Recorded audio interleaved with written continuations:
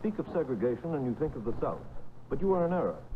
The problem of equal rights for different people exists all over our nation.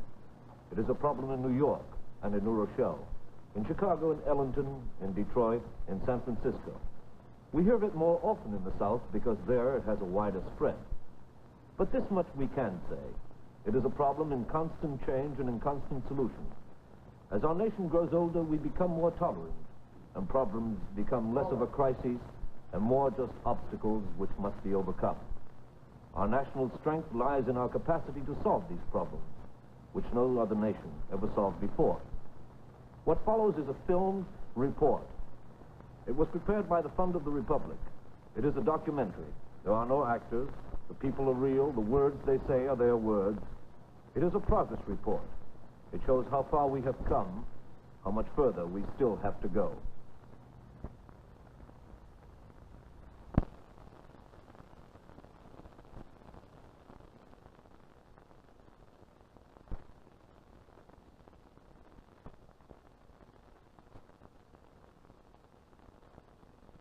Guide me, O thou great Jehovah, pilgrim through this barren land. We are weak, but thou art mighty. Hold us with thy powerful hand. Yes. But I'm praying tonight that thou will not grow weary of listening to us. Have mercy on us tonight. Doesn't matter how the clans may march. It doesn't matter what the White Citizens Council decides. We will not be afraid because God is on our side.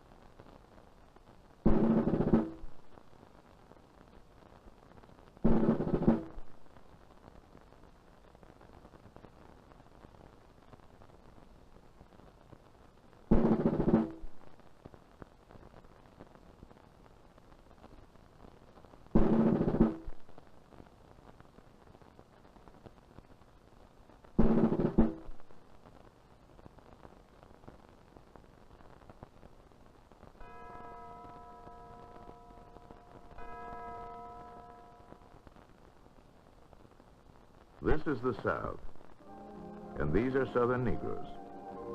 Their lives and the lives of other Americans differ greatly, but if we seek similarities, we find many. They grow,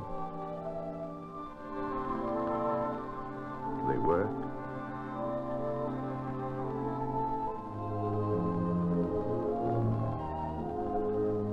they marry, and they have children. Their children go to school. They have churches and fraternal orders, and they serve in the armed forces of their country. They like refrigerators and cars, and to own their own homes. These are Southern whites. Their needs, too, are the universal ones: security, comfort, self-improvement. Gone are the days of the cotillion ball. The South of today is a working South. Husbandry of the soil is still the most important economic factor, but it is no longer the sole important source of income. The gleaming pylons of industry are being raised. This is a time of new prosperity. Southern Negroes and Southern whites are, of course, alike in many ways. But traditionally, the relationship between these two groups has been based not on similarities, but on differences. Thus, Southern Negroes and Southern whites, while identical in appearance to Negroes and whites elsewhere, live under a very different set of rules. Certainly, the South has had no monopoly on interracial problems. Many of the worst race incidents in our history have occurred in the deep North. But because the Negro population in the South is proportionately much greater, it has long been considered the focal point. Since before the Civil War, there have been Negroes in the South who pressed for equality, the right to take their place among men. As their educational standards rose, as their experience with the outside, unsegregated world increased, the number of those who spoke out for equality also increased. Membership in the Negro rights organizations burgeoned. Plans were laid. Suits were filed. On May 17, 1954, the Supreme Court of the United States made a ruling which changed the entire complexion of the struggle. In the field of public education, the court said, the doctrine of separate but equal has no place. Separate educational facilities are inherently unequal. This long-sought decision gave the Negro a potent legal weapon with which to press his advance. There is a brand new Negro in the South with a new sense of dignity and destiny. Negro Americans, my friends, are on the march for their rights. Negro Americans were on the march, but their march was not to be unopposed. A portion of the white citizens of the South decided to fight back. Citizens' councils were formed, dedicated by charter to the battle against desegregation in any form. One of the leaders in the fight was Conwell Shoup Sykes, chairman of the Greenville, Mississippi Citizens' Council. The pattern of segregation which has existed in the South through so many years is perhaps strange to people in other parts of the United States. We have more integration in Greenville and other sections of the South than you do in other parts of the nation. In many areas of Greenville, white and colored families live in the same block. Their children play together. However, their children do not go to school together. And as the white children and the colored children grow into men and women, the pattern of segregation is recognized by both white and colored. We have absolutely no intention of integrating in the South those areas which have been segregated for at least 100 years. And an older organization was revived. Small but noisy, it was both hated and feared by many Southerners. I have requested that I repeat the qualification of a Klansman, but I should say for citizenship in Invisible Empire, knights to the Ku Klux Klan. That is to be a white-born, native, Gentile, American citizen over 18, of temple cabinet, and believe in the tenets of the Christian religion. Women members were asked why they had joined the Klan. Because it stands for white supremacy. How about you? Same here. Me too. The South was in turmoil as a result of the court decision. Yet many Americans felt the question of interracial relations was much more than simply a Southern problem. Let me also warn the United States against the do-nothing policy about efforts for the suppression of the Negro. For such a policy will tend to cause this country to lose the confidence, faith, and goodwill of the whole people of color in Africa and Asia, representing 2/3 of the population of the world. It becomes apparent that the United States of America cannot lead the world on a Jim Crow basis. To most Southern whites, America's foreign prestige was not the important issue in desegregation.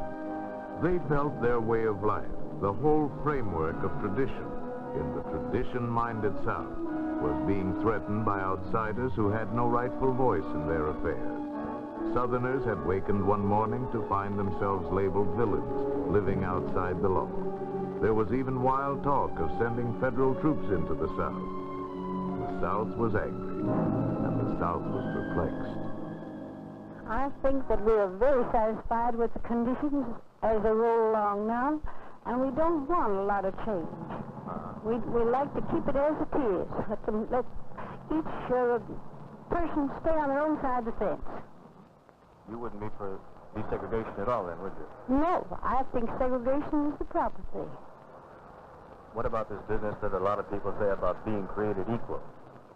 What's your feelings about that? I don't think they are. How so? Well, I can't quote what I know Well, may I ask where you know it from, then? from the Bible. Some of my best friends are Negroes. If I got into trouble, I think the Negroes would come to me as quick as anybody else in the world. I give you a little instance. I was standing down on the street with a gentleman from another city here last Saturday, and I reckon 15 or 20 Negroes passed, and I spoke to them. Good morning, John. How you getting along? Very well, thank you, Mr. Wall. Getting on fine. And that went on for 15 or 20 Negroes in less than 15 minutes. And we love our people. Leroy Percy, Mississippi cotton planter, a quiet, thoughtful man. In the South, we find ourselves in this position. One of the fundamental basic foundations upon which the relationship between the races was based has been for over 100 years segregation. Whether that's right or wrong, all of a sudden we are told by the Supreme Court that the whole basis for our society in the South has not only been wrong, but 100% wrong. And actually, it's easy to understand why this created such a shockwave in the South. White supremacy had always been an important political factor in some areas of the South. Again, political leaders rushed to the defense of segregation.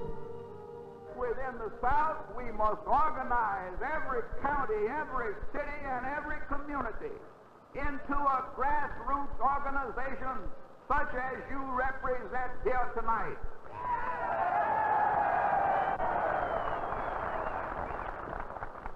You, through your Citizens' Council, are the hard and inflexible core of resistance in Alabama.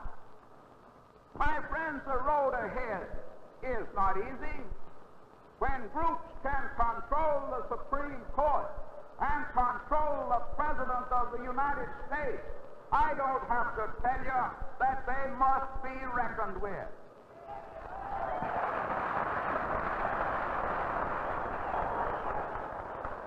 I think I know the people of Alabama, and I'll tell you now, you are not going to permit the NAACP to take over your school. In Washington, a Southern Manifesto was signed by 96 Southern congressmen. It was without legal force, but it dramatically proclaimed the determination to resist desegregation and expressed the South's anger at what it considered outside interference. Senator George reads a portion of the manifesto. We commend the motives of those states which have declared the intention to resist forced integration by any lawful means.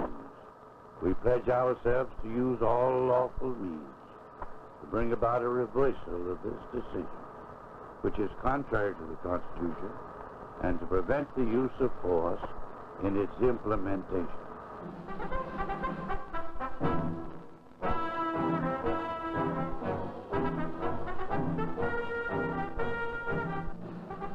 On the desegregation side, at the 1956 convention of the National Association for the Advancement of Colored People, a policy on desegregation suits was adopted.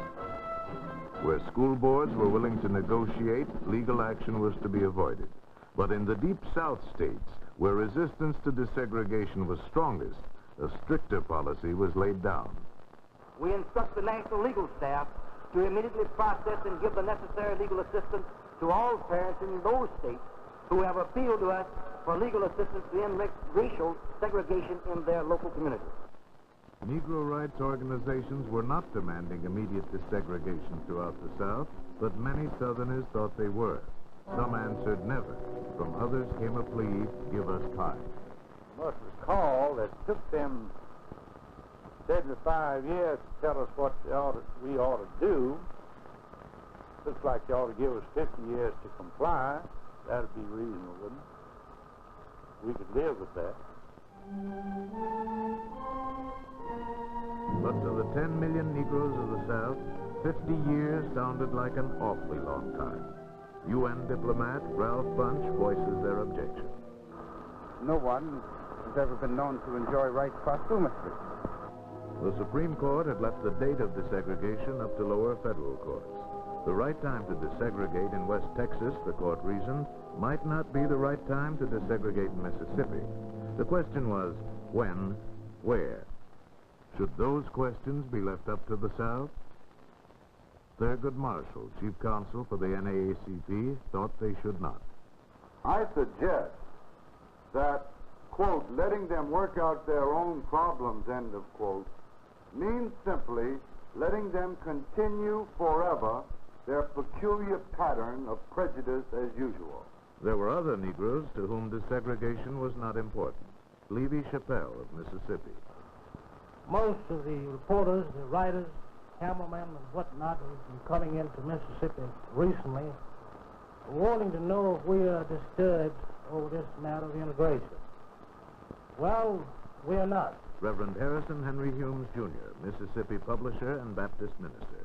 Segregation has proven that Negroes in the South, where it was practiced more, have done a fine job in making themselves secure by building his society and building an economic strength beyond that of many other sections of the United States of America. From the state houses of the Deep South, there was no acknowledgement of the question when, no discussion of how best to cushion desegregation. Governor Coleman of Mississippi made his position clear.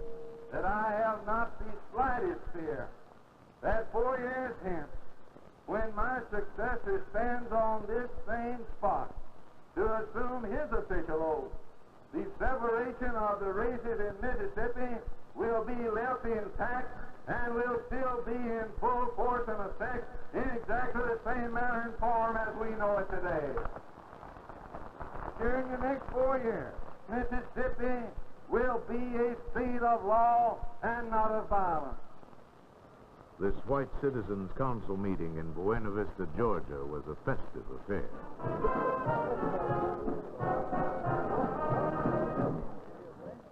Featured speaker of the occasion was then Governor, now U.S. Senator Herman Talmadge. God made them of different color, and that has been their color since God made them that color, and the only time they ever mixed up is when they violated the laws of God and the laws of man. Now, you know, my friends, God made us all, but there's two things that God never made. One of them's a mule, and the other one was a mulatto. Sharing the platform was Leonard Wilson, expelled University of Alabama student. You know, I always like to point out to an audience of good people where some of our trouble comes from. I'm sure all of you have heard of a woman named Eleanor Roosevelt.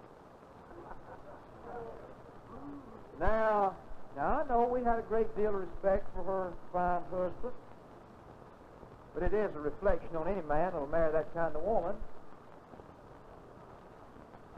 But you know, she was driving down through the Black Belt of Alabama one time, back during the war, I believe it was.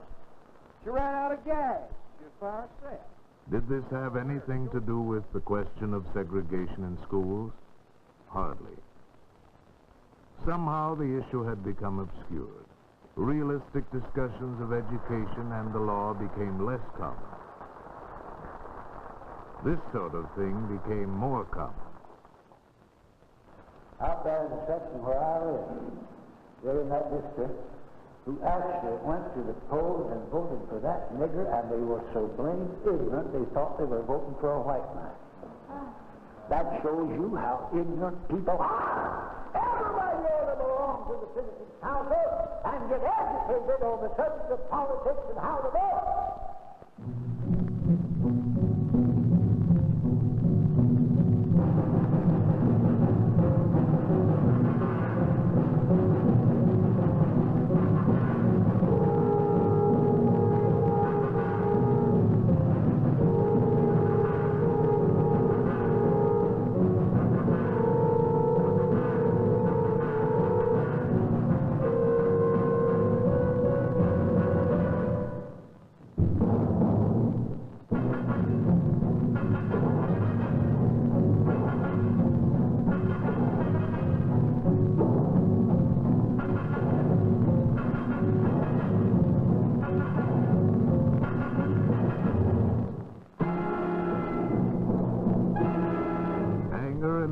understanding had drawn the battle lines so taut by this time that many of the people who listened to men of this sort could find no middle ground.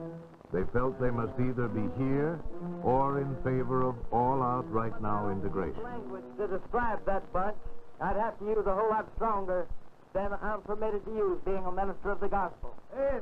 They go into the auditorium or the gymnasium for the after football game dance.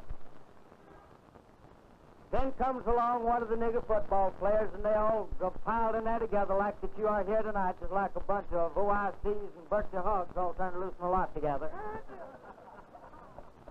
They go in there and they get to rubbing around, smelling that vanilla flavoring. Could you conceive the idea of your fair-skinned daughter, her dancing partner be tagged on the shoulder by some burr-head, liver-lip, goat-smelling, egg-faced nigger?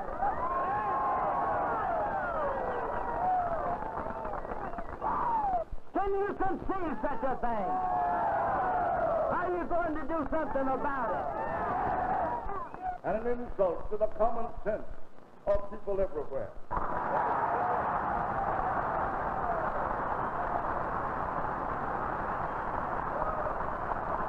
This is a white man, and we do not have to.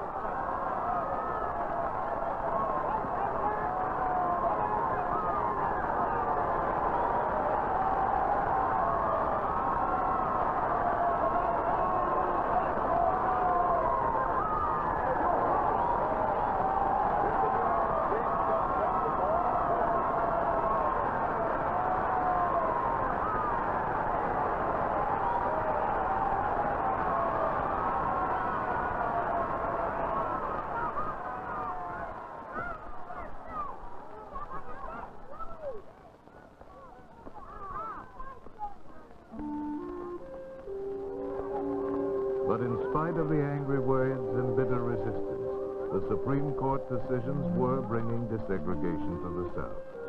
Within 3 years, more than 350 school districts had desegregated in the 17 southern states and District of Columbia where segregation had been the pattern.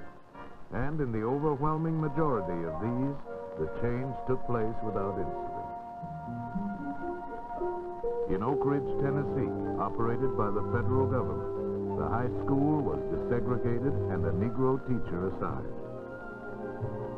Some student reactions.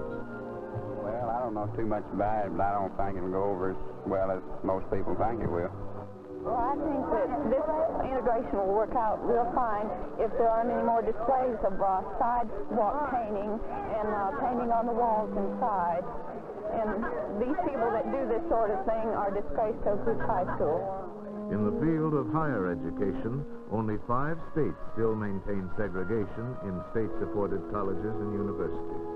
And in every state in the South, with the sole exception of South Carolina, at least one private college is desegregated. This Negro student is attending North Texas State College at Denton, formerly an all-white school. Everyone whom I have contacted here on the campus and en route to school and back home has been very fine to me. The University of North Carolina is now desegregated. Dr. Guy Johnson, head of the sociology department there, has made a 30-year study of race relations in the South. White students have had practically no problem as far as I can see. They have taken it all in pretty good strides. Most of them are either favorable or indifferent toward integration.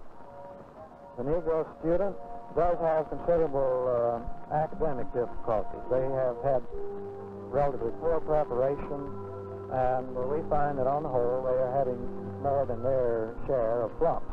And they also encounter nearly everywhere considerable segregation and discrimination in the community outside the campus. Now, when we get toward the end of this process of integration, I think we will still have a great deal of separation, and this will be on a voluntary basis.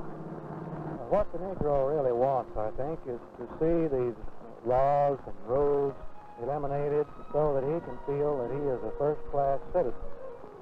He's not interested in intermarriage any more than I am. But he would like to feel that he has access to good public accommodations, to good educational institutions and everything else on the same basis as any other citizen. I think that integration is here to stay. We're going to see it come rather slowly in some parts of the South, but it will come. 100 years ago, slaves were sold on these courthouse steps in St. Louis. Today, St. Louis is desegregated. The change occurred quietly, without hysteria.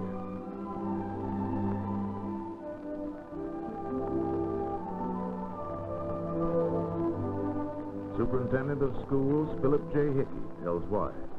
We feel that the pupils themselves have been real leaders in this whole desegregation pattern. In Rollingwood, Maryland, as these scenes took place, desegregation was moving surely, slowly southward.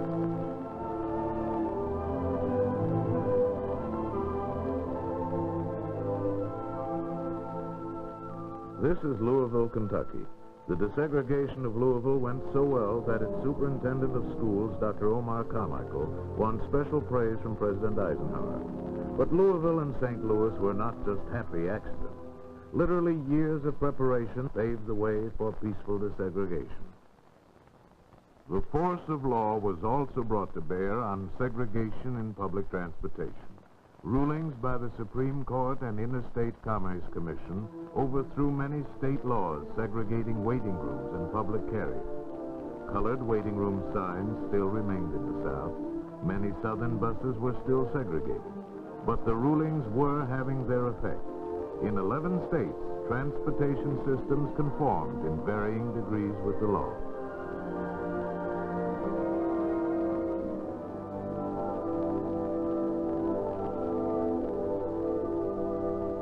Segregation signs came off buses in Dallas, Texas, a city where absolute separation of the races had been the rule.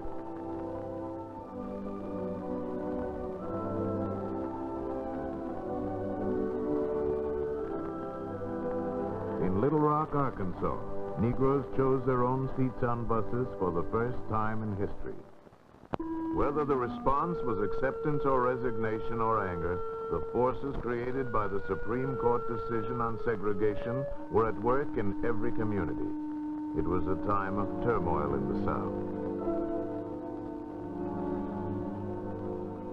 Desegregation of public transportation in Dallas and Little Rock, in Durham and Portsmouth came easily and quickly. In Montgomery, Alabama, it was neither easy nor quick. On Monday, December 5th, 1955, there was something very different about the colored waiting benches in the town square of Montgomery. There was something different about the colored sections on the buses, too. Both were empty.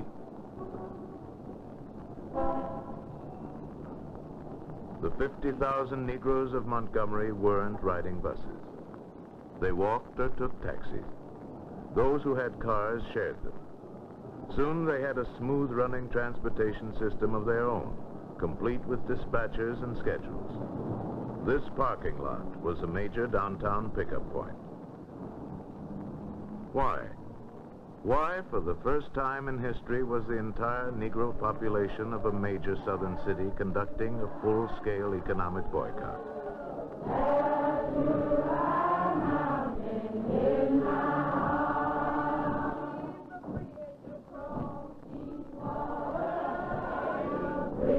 Why were the Negroes of Montgomery walking?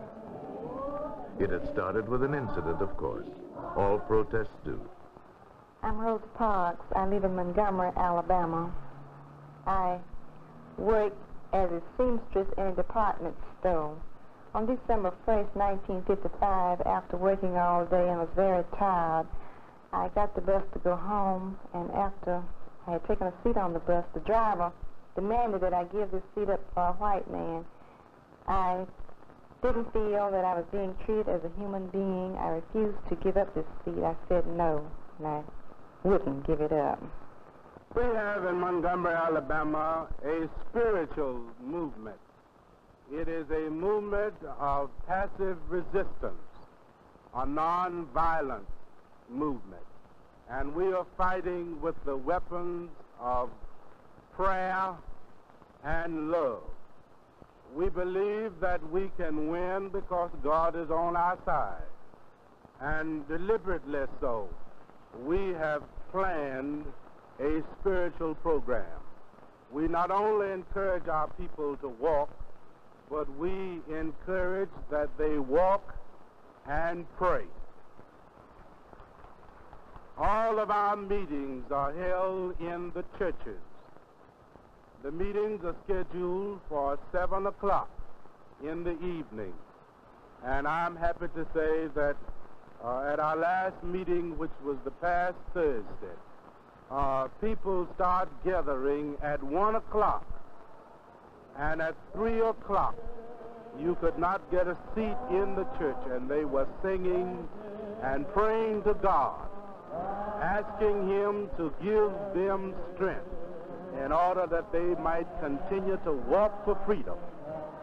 And I'm happy to say that I asked my people before leaving Montgomery, I told them that I'm going up north, and the people will want to know, are you tired?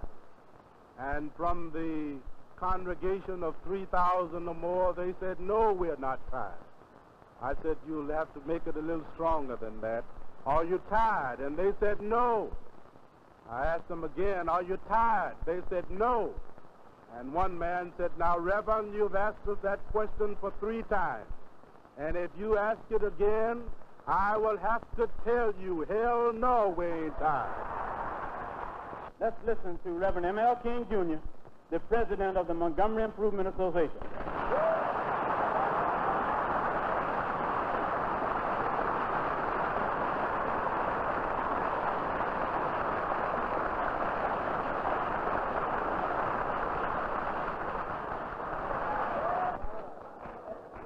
Thank you very much, my friend. That's certainly very kind of you. Now, I will read this resolution.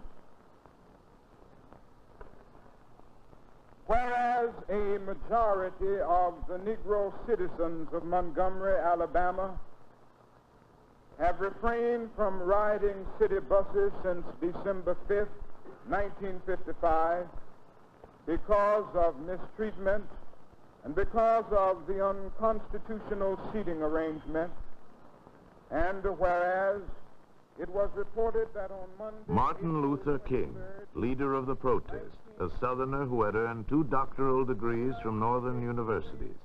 At 27 years of age, he was pastor of a Baptist church in Montgomery when he emerged as guiding spirit of the boycott. Intrastate or unconstitutional. Be it therefore resolved that we, the Negro citizens of Montgomery, Alabama, do now and will continue to carry on our mass protest.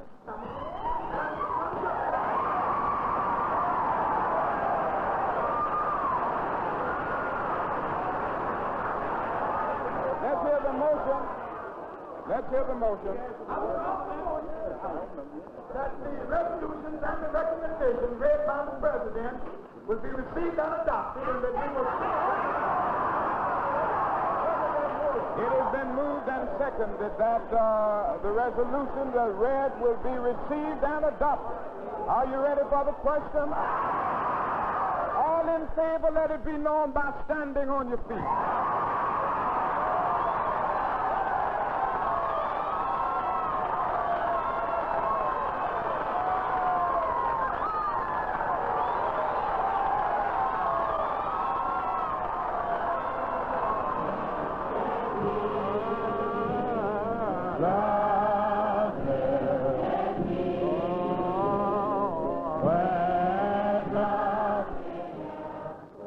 Bus company officials were reported ready to give in to the Negroes' demands, but the mayor and the city commissioners decided otherwise.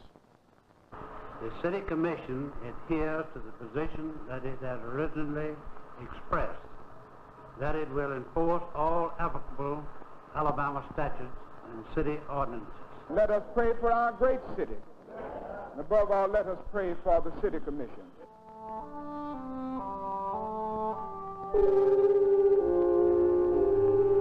For a year now, the boycott had continued.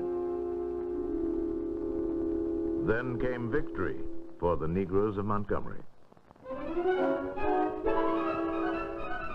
There was a celebration,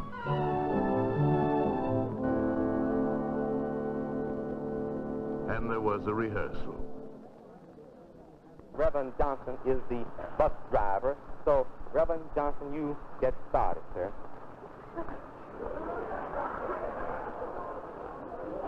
And you come up here, hold it right there now. You stop at the corner. And here, this lady's entering the bus here. All right. Pass on to the back there. Pass to the back. You get up and pass to the back. So I paid my fare. But go on to the back there. You black nigger, you better not sit here. Well, I paid my fare Get just up. like you did. I think I can sit here. People are just carrying over the country. I don't know what this country's coming to.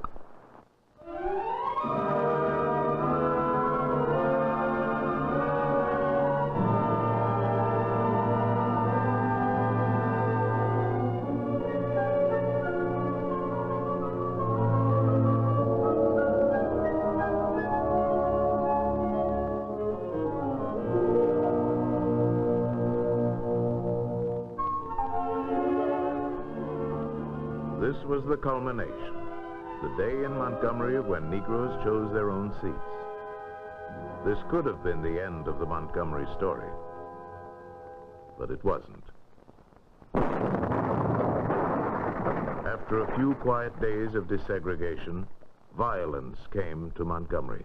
Negro churches and Negro ministers' homes were bombed. Yes, it might even mean physical death. But if physical death is the price that some must pay to free our children from a permanent life of psychological death, then nothing could be more honorable.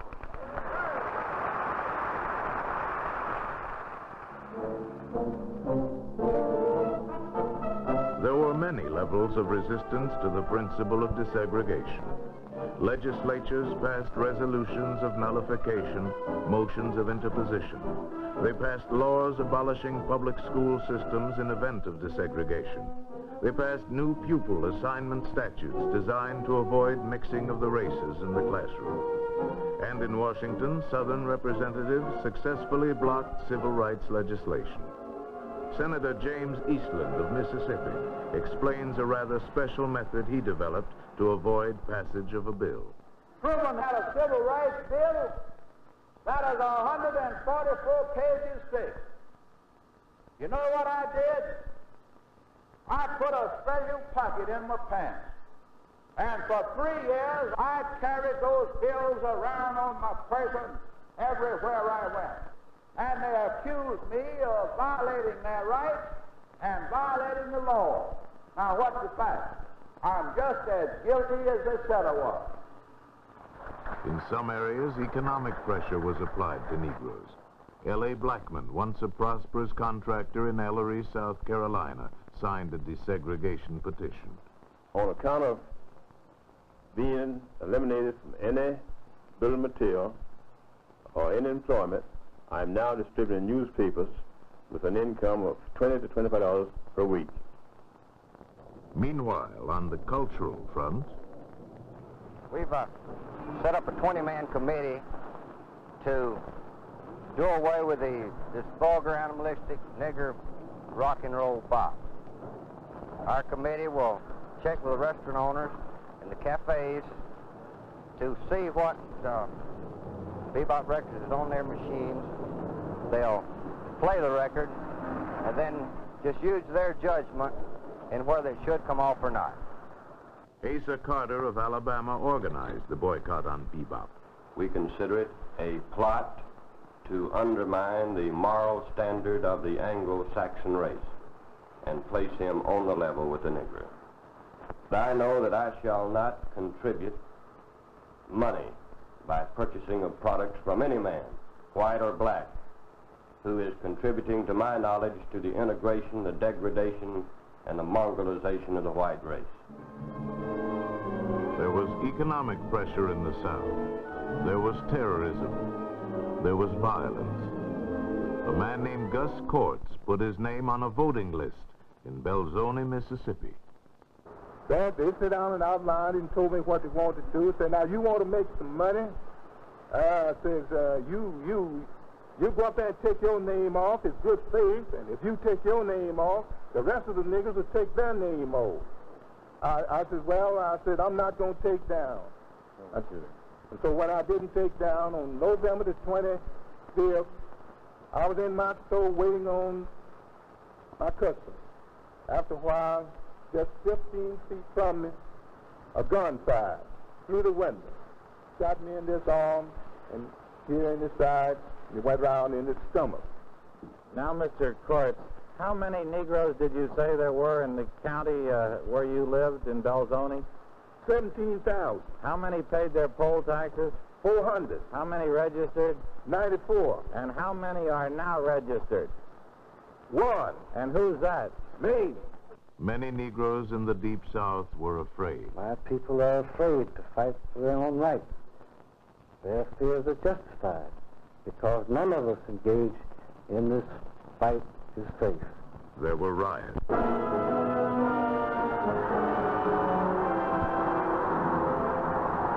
Arthur and Lucy, a Negro, registered for classes at the University of Alabama. School authorities refused to admit her until a federal court ordered them to do so. These rioters, some of them students, many of them outsiders, created so much violence that the university temporarily expelled the Negro girl on grounds of student safety. I don't think that she should come down here because, well, my mother and my father and generations before that have always been taught that the colored and the white is a definite dividing line. Arthurine said that her main purpose was to get an education, and if that was true, she had scholarships offered to Arizona and some school in Denmark. She could have went there and went across to a cent. Integration is inevitable. However, the South isn't ready for that step, and I feel that that time should be decided by the South, and it is their decision to take. The lawlessness which has prevailed the last few days at the University of Alabama represents a very small percentage of the student body. Elements from the outside have not only participated in the cross burnings, but also in the crowds that have invaded the campus.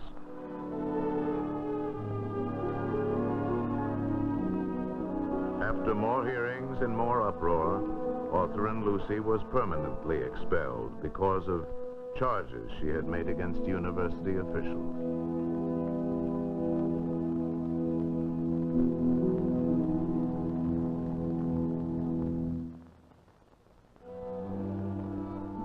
Desegregation was moving southward.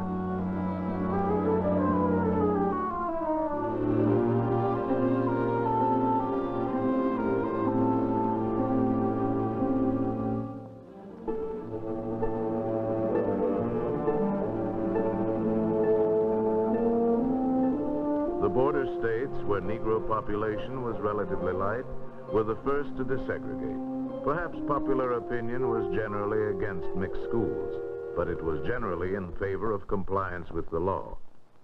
Desegregation came to Tennessee. With it came a northerner named John Casper, and with John Casper came violence.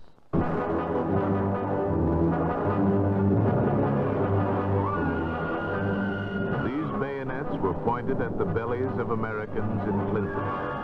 Tanks rolled through the streets of Henderson, Kentucky.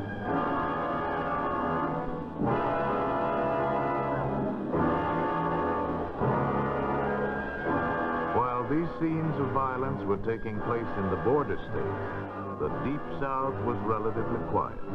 That was because there had been no attempt at desegregation in the Deep South, where segregation was much more firmly entrenched. And for a time, it looked as if there would be no desegregation in Tennessee. Negro schoolmates of these students had just been expelled. Well, we're kind of happy to see it, because we think we can do better with just white.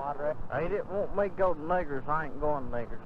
I was a student at Sturgis High School until this morning.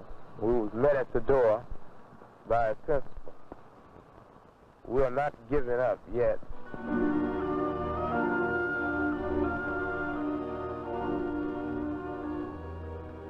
The explanation of the quiet in the Deep South was simple, but it was frightening.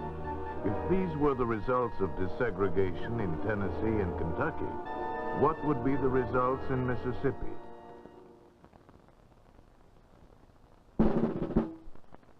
In Georgia? In South Carolina? Was there another way? Was there an out? A solution? Some Southerners thought there was. This meeting took place in Tuscaloosa, Alabama, the day Autherine Lucy was expelled. Its goal, understanding.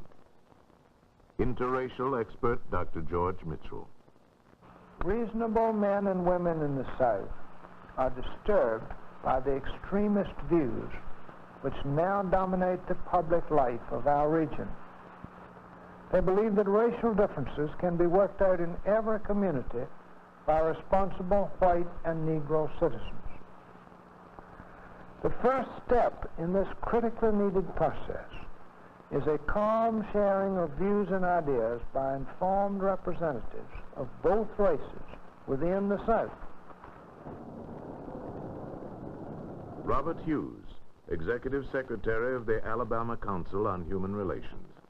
We are going to have to take a frank look at reality, to accept reality for what it is, and to act therefrom, and not from a basis of what we would like for reality to be. Question: how solid is the solid South? Is any communication taking place today between Negroes and whites? The answer is yes. On this day at Talladega College, only a short distance from the University of Alabama, quiet voices were speaking. The occasion, a student conference. The goal, communication. Communication between two groups who had grown up side by side, but who knew little about how the other felt. Well, I think you bring a point to my mind that I've been so worried about lately, and that's the point that the students lack the guidance that they need from the adults in this particular question, because the adults here in Alabama are so prejudiced, and even your own family are so prejudiced, and you can't possibly on your own just walk out and say, well, look, here I am, I'm going to revolutionize the world, I'm just going to change it all. That's the reason I made the statement that we can't change the older people, but it's for the youth to take this change now. We too have a certain amount of racial hate. I think I mentioned in the meeting that it isn't easy for a person who has been subjected to certain cruelties by persons on their same human level and who have been subjected to certain physical inconveniences as well as mental insults and spiritual insults to readily accept the white race. This is Clarksdale, Mississippi. Population 20,000. About evenly divided, Negro and white. It's a cotton town near the center of the lush Mississippi Delta. A black belt town, old in structure and tradition. The place of many churches.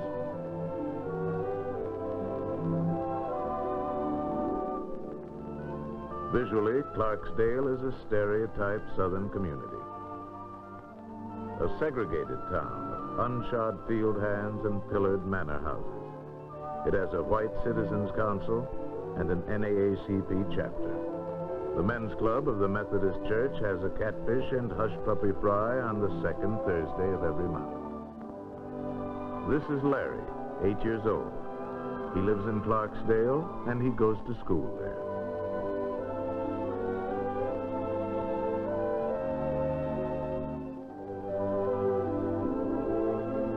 This is Larry's school. Not a model, perhaps, but a good school. ample buildings, ample grounds, and an adequate faculty.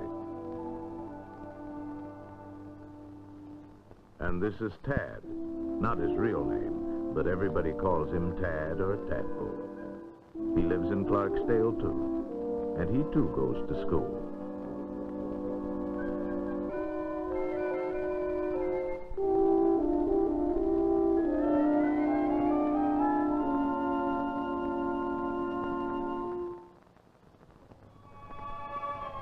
This is Tad's school. It has to accommodate 500 children. It is seriously overcrowded, dilapidated. Its playground is cramped and under-equipped. Sanitary facilities are outdoor. Although there are many good Negro schools in the South, there is nothing exceptional about the contrast between Tad's and Larry's. There is, however, something exceptional about this. For the first time in history, the Clarksdale School Board was meeting with Negro parents and Negro school officials to discuss their children's welfare. Mr. Mayo, as superintendent of our school, has made quite a study of our problems, and I'm going to ask you to more or less review how the school board is developing our schools now. Well, the things that were brought out here in the discussion would take somewhere in the vicinity of 20 years, I suspect, to attain all those, or maybe that long to really acquire a need for some of these things that we have. I think we should take first things first. Mr. Mayor, some of us have been greatly concerned about the crowded condition over the classrooms over at Myrtle Hall School. That is the worst situation we have, and one that we are trying to correct. Also in the field of curricular improvement, there is a need for a, shall we say, a curriculum coordination. That is, what is taught in one school, say in the 1st, 5th, 9th, or 12th grade, should be taught in all schools. The same textbooks used and the same amount of material covered. But I don't think, though, that all the courses are now being taught to all the children. No, not some children have the advantages of it. You're right. Not all the courses are being taught to all the children. We try to vary it. And probably some curricula are not as full as they should be. A long way from desegregation, the things that were discussed in that meeting. But it was a new beginning for Clarksdale. The beginning of interracial communication at the community level. How did Clarksdale feel about it?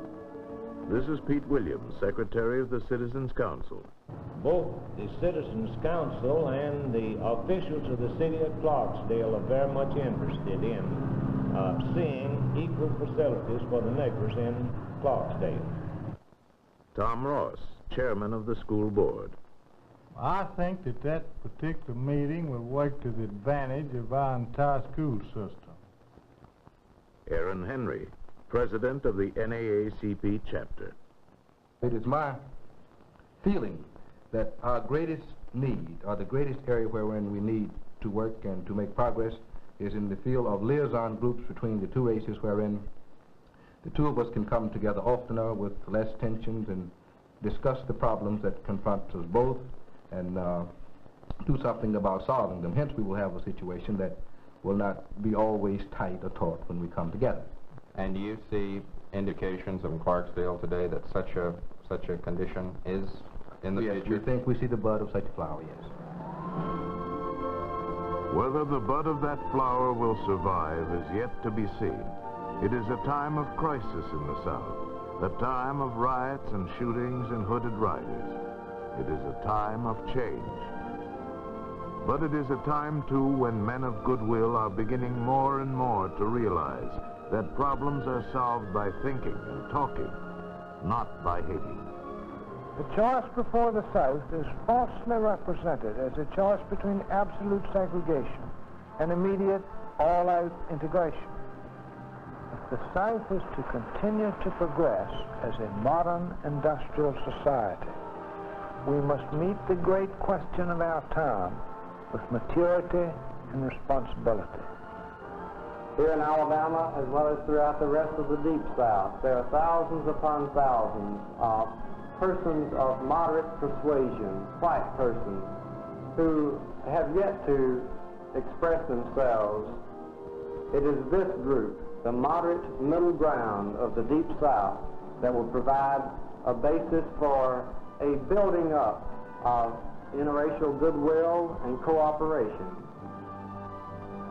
The big problem is, will this group be organized, and will it become vocal, and will it provide that bridge which is so greatly needed between our Negro and white populations?